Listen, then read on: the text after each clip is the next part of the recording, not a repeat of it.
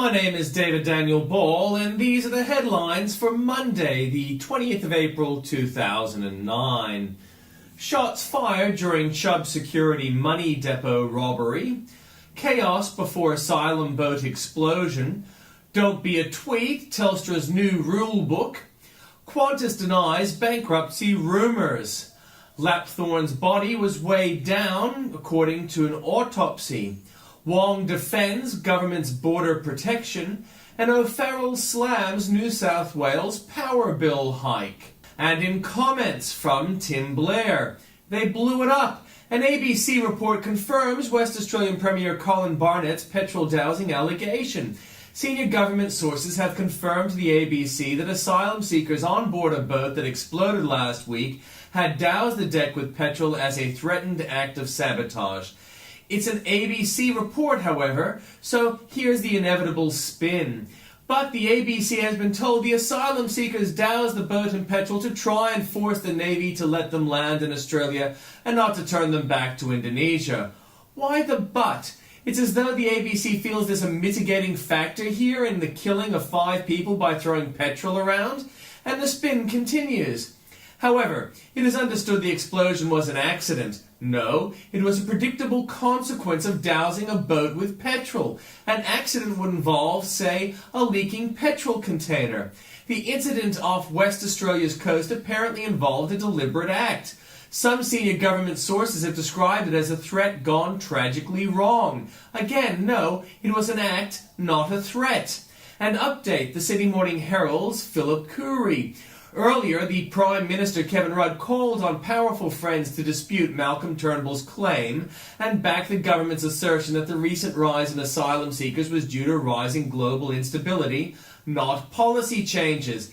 Its friend, singular, Indonesian President Susilo Bambang Yudhoyono. Update 2, government panic.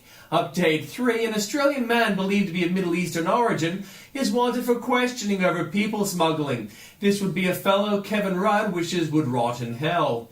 Update 4, this sounds even less like a mere threat. Petrol is believed to have been introduced into the bilges of an asylum seeker boat minutes before it exploded last Thursday, killing 5 of those on board.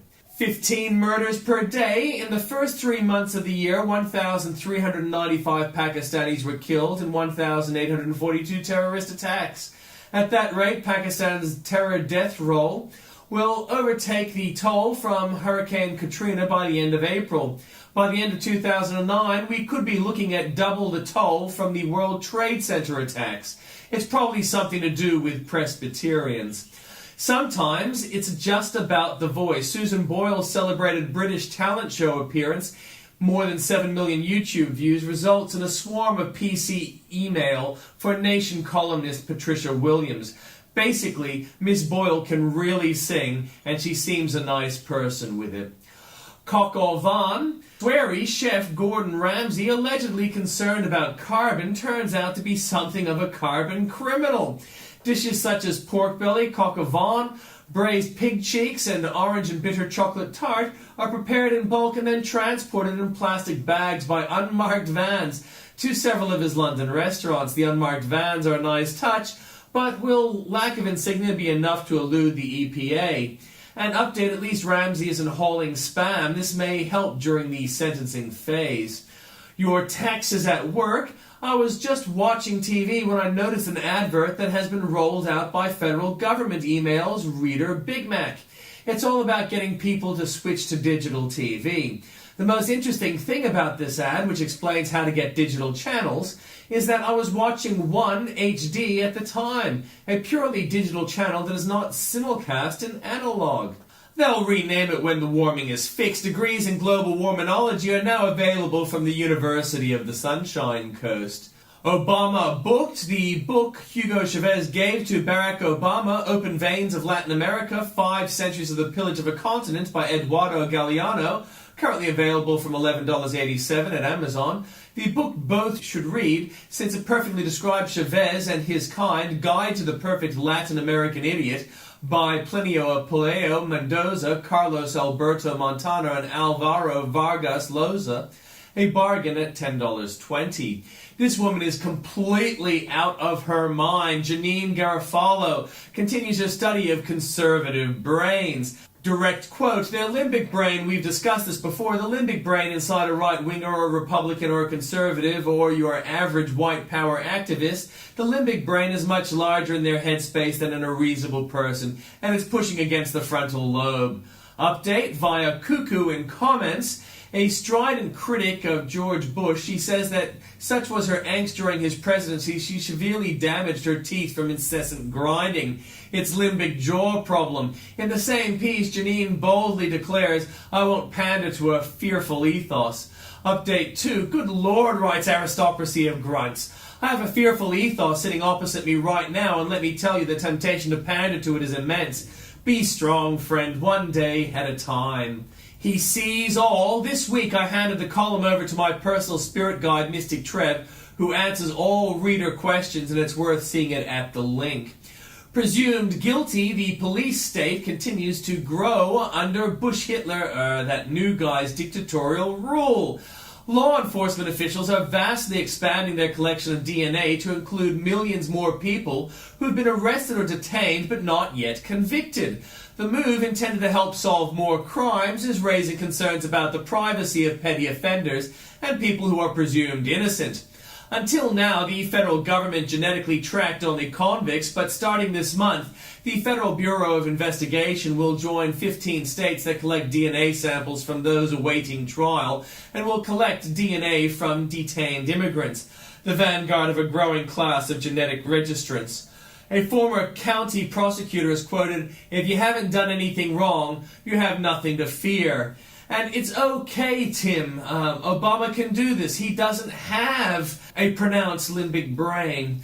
The Minister for Speeding, Ran, cannot be serious, from Andrew Bolt. South Australian Premier Mike Rann says he will not be asking the state's road safety minister to resign because of more than 30 traffic offences he received in the past. What did the PM know and when did he know it? The ABC backs up a claim initially denied by the Rudd government.